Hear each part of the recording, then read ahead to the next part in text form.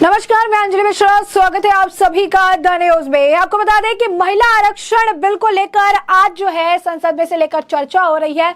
सुबह 11 बजे से चर्चा शुरू हुई है और शाम को 6 बजे तक ये चर्चा, तकरीबन 7 घंटे लंबी चर्चा जो है ये चली है। और इससे लेकर कांग्रेस कह रही है कि हमारा बिल है, राजीव गांधी का सपना है। तो इसके बाद इस बिल पर चर्चा करने का मौका सभी को मिला और जब मौका केंद्रीय मंत्री स्मृति ईरानी को मिला तो उन्होंने कांग्रेस पर जमकर निशाना साधा और कांग्रेस की अगर आप कहेंगे कि बखिया उगेड़ दी। और उन्होंने ये भी कहा कि श्रेय लेने की होड़ लगी पड़ी है, लेकिन ये तो प्रधानमंत्री नरेंद्र मोदी की गारंटी थी जो कि अब दी जा रही है। इस दौरान काफी कुछ वो कहती नजर आई। लोकसभा में महिला आरक्षण विधेयक या नारी शक्ति वंदन अधिनियम बिल पर चर्चा के दौरान केंद्रीय मंत्री स्मृति ईरानी ने कांग्रेस पर निशाना साधा। उन्होंने कांग्रेस की पूर्व अध्यक्ष सोनिया गांधी पर तंज कसते हुए कहा कि उनका मैं धन्यवाद करती हूं।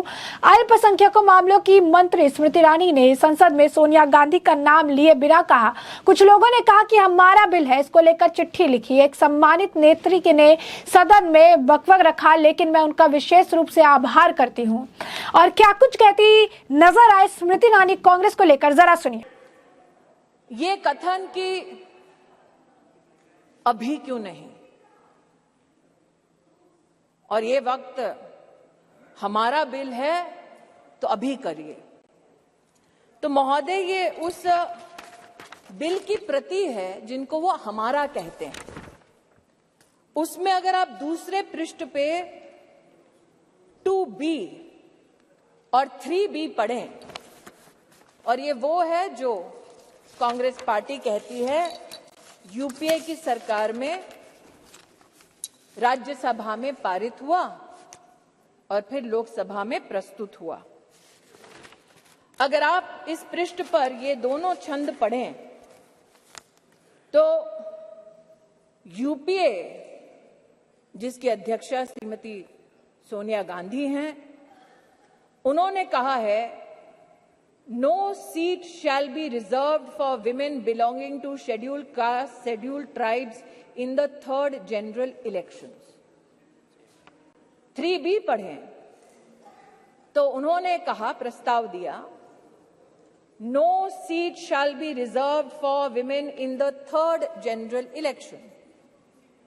अर्थात आज की सरकार जब यह अधिनियम लागू होगा तब के बाद 15 वर्षों तक महिलाओं को रिजर्वेशन गारंटी करती है, मोदी की गारंटी है। लेकिन अगर कांग्रेस पार्टी का प्रस्ताव आप पढ़ें तो उनका प्रस्ताव ये था 2B और 3B में कि no seat shall be reserved for women in SC STs in the 3rd general election, no seat shall be reserved for women in the 3rd general election. Congress का प्रस्ताव था कि 10 साल औरतें मेहनत करें, लेकिन 15वें साल में आपका अधिकार आपसे छीना जाएगा। आज मैं अभिनंदन करती हूं प्रधानमंत्री जी का, हमारे न्याय मंत्री का, जिन्होंने कांग्रेस की इस अभिलाषा को निराश किया। जैसा कि आपने सुना, स्मृति ईरानी ने कांग्रेस को लेकर काफी कुछ कहा। साथ ही साथ इस बिल पर भी उन्होंने जमकर जो है कांग्रेस पर निशाना साधा। उन्होंने कहा कि हमें बार बार कहा जाता है कि विशेष परिवार ने संविधान का 73वां और 74वां संशोधन पारित करवाया, लेकिन मैं आभार करती हूं कि यह पुण्य काम PV नरसिम्हा राव ने किया। PV नरसिम्हा राव ने प्रांत पार्टी में मुख्यालय में उनको नमन करने का मौका नहीं दिया गया। बीजेपी नेता स्मृति ईरानी ने संसद के निचले सदन में आगे कहा कि पूछा जा रहा है कि अभी क्यों नहीं, हमारा बिल है तो अभी करिए। ये उस बिल की प्रति है जिसकी यह लोग अपना बताते हैं। इसमें दूसरे पेज पर 2वीं और 3वीं जो है, अगर तो उन्होंने कहा कि 2B और 3B पढ़ेंगे तो दिखेंगे कि यूपीए ने कहा है कि कोई भी सीट अनुसूचित जाति, अनुसूचित जनजाति के आने वाली महिलाओं के लिए तीसरे जनरल इलेक्शन के लिए आरक्षित नहीं है। ईरानी ने आगे कहा कि हमारे प्रस्ताव में साफ लिखा है कि अधिनियम लागू होने के दिन से महिलाओं को 15 साल आरक्षण मिलने की गारंटी है, लेकिन कांग्रेस वाले बिल में था कि महिला 10 साल मेहनत करे, फिर हम 15वें साल में आपका जो है अधिकार छीन लेंगे। इसे बदलने के लिए मैं प्रधानमंत्री नरेंद्र मोदी और केंद्रीय कानून मंत्री अर्जुन राम मेघवाल का धन्यवाद जो है करती हूँ।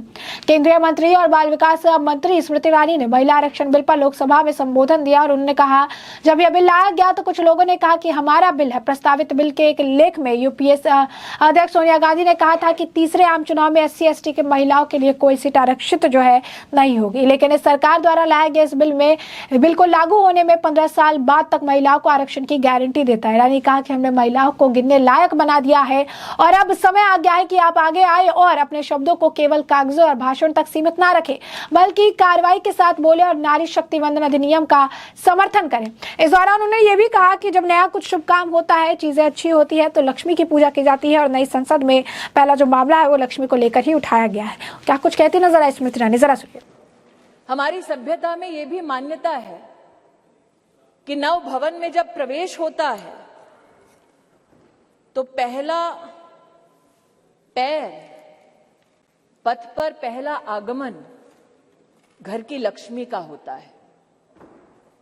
कई समाज के वर्गों में भवन के बाहर घर की लक्ष्मी अपने हाथ की अमिट छाप छोड़ती है और कई परिवारों में पैरों के नीचे आलता लगाकर बेटियों का सबसे पहला कदम ऐसे भवनों में रखा जाता है। और अगर संविधान की मर्यादा की दृष्टि से देखें तो लक्ष्मी ने संवैधानिक स्वरूप लिया है इस अधिनियम के माध्यम से, जिसके लिए मैं सरकार का, इस सदन का और पीठ का विशेषता आभार व्यक्त करती हूं। तो जैसा कि आप सुन सकते हैं कि उन्होंने बहुत ही सुंदर तरीके से इस चीज को आगे बढ़ाया। उन्होंने कहा भी कि किस तरीके से लक्ष्मी से लेकर यह मुद्दा आगे किया गया है, महिलाओं को आगे रखने के लिए मुद्दा बढ़ाया गया है। साथ ही साथ उन्होंने कहा कि संविधान के साथ खिलवाड़ करने का जो काम है वो जो है कांग्रेस का है। अधीर रंजन चौधरी भी कल संविधान की किताब लेकर जो है वो न्यूज कह सकते हैं पार्लियामेंट में उन्होंने एंट्री ली थी, उसे लेकर भी स्मृति ईरानी जो है जमकर उन पर निशाना साधती नजर आई। क्या कुछ कहा उन्होंने, जरा सुनिए। महोदय, हम जानते हैं कि संविधान को छिन्न भिन्न करना ये कांग्रेस की पुरानी आदत है, लेकिन आज अगर आप इसी गरिमामय संविधान के अनुच्छेद 82 को पढ़ें, 82 ये किताब नहीं है संविधान का, मेरे हाथों में, तो आपके लिए किताब होगी, हमारे लिए पूजनीय है, संविधान है ये। तो जैसे कि आपने सुना कि उन्होंने साफ तौर पर कहा है कि संविधान को छिन-भिन्न करना कांग्रेस की आदत है। जिस पार्टी की अध्यक्ष एक महिला रही, उसी पार्टी की महिलाओं को धोखा दिया गया। संविधान से खिलवाड़ करना कांग्रेस की आदत है, लेकिन हमारे लिए संविधान हमेशा पूजनीय रहा है। साथ ही उन्होंने कंपैरिजन भी किया और कहा कि मुझे बहुत गर्व होता है कि मैं बीजेपी की जो है कार्यकर्ता हूँ, मुझे काफी मौका मिला है ये काम करने के लिए, महिलाओं के लिए काम करने के लिए काफी आगे काम करने का मौका मिला। ये मेरा सौभाग्य है कि मैं भारतीय जनता पार्टी की एक साधारण कार्यकर्ता हूं, जिसको मेरे संगठन ने असाधारण मौके दिए ताकि मैं संगठन के माध्यम से संविधान की मर्यादा में अपने राष्ट्र की, समाज की सेवा कर सकूं। ये भाजपा के कार्यकर्ताओं का गौरव है कि इस राष्ट्र में अपने संगठन में पहली बार महिलाओं को आरक्षण देने वाली राजनीतिक पार्टी भारतीय जनता पार्टी बनी। उन्होंने कहा कि उनकी पार्टी ने महिलाओं को आरक्षण दिया है। इसके साथ ही उन्होंने उस बिल के लिए कई नेताओं का आभार जो है वो व्यक्त करती हुई नजर आई। नारी शक्ति वंदन बिल पर लोकसभा में चर्चा के दौरान जो है केंद्रीय मंत्री निशिकांत दुबे ने भी कांग्रेस पर जमकर निशाना साधा और कांग्रेस और उनके दल की किस तरह लोकतंत्र का गला घोटते हैं। उन्होंने इसका उदाहरण देते हुए कहा कि मेरी माँ एम्स देवघर में भर्ती है, उन्होंने मुझे कहा कि पार्टी अगर मौका दे तो जरूर बोलना। कांग्रेस इस बिल को अपना बता रही है, यह कांग्रेस की गलतफहमी है, गलती है। वो इतने वर्षों से इस बिल को लेकर नहीं आए। हमारी पार्टी और हमारे पीएम इस बिल को लाने का नैतिक साहस दिखाए तो इससे पेट में दर्द हो रहा। नारी शक्ति वंदन बिल पर लोकसभा में चर्चा के दौरान जो है उन्होंने ये बातें रखी है। इस दौरान आपको बता दें कि केंद्रीय मंत्री स्मृति ईरानी ने भी कहा कि हमारे संविधान में कहीं नहीं लिखा है कि आप जाति के आधार पर जो है बिल पर आप मौका दे दे या बिल में आप जो है इसको इंक्लूड कर दे। उन्होंने कहा मुझसे ज्यादा अनुभवी लोग जो वर्तमान में बिना माइक और पीठ की अनुमति के दांत चबा चबा कर बोल रहे हैं, उन्हें शायद इस बात का आभास नहीं है कि संविधान में धर्म के आधार आधार पर आरक्षण। आप बार बार उनका अनादर अपमान करते रहे, लेकिन उन्होंने बड़ा दिल दिखाकर आपके हर कम्युनिकेशन को पढ़ा, आपसे चर्चा की।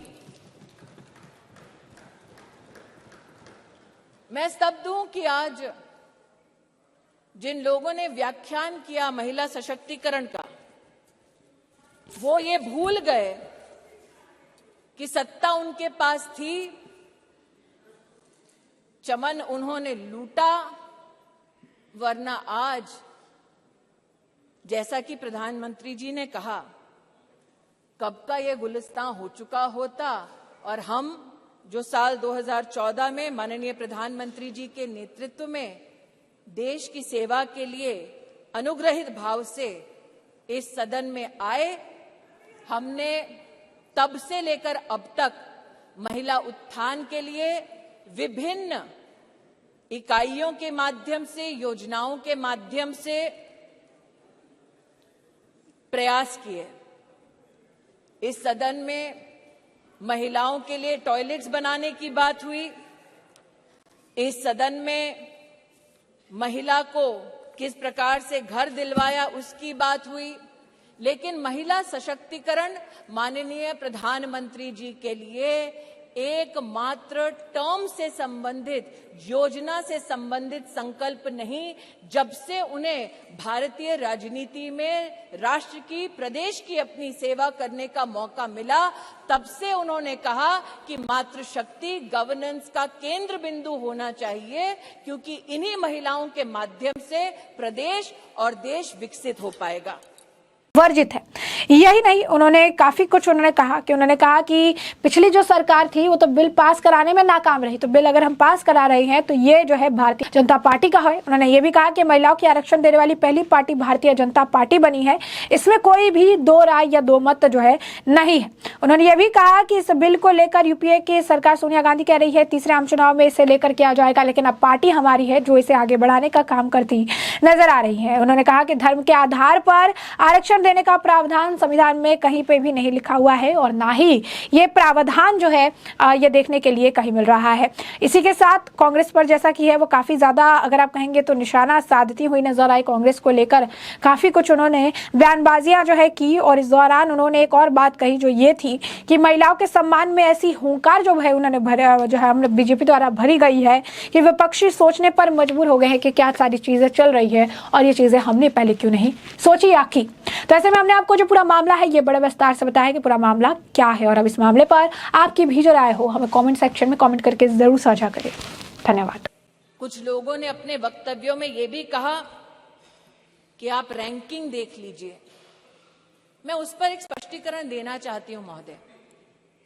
अंतर्राष्ट्रीय रैंकिंग में वो महिला जो भारत की पंचायतों से जीत कर आती है, उस महिला का ना सम्मान होता है ना उसकी गणना होती है।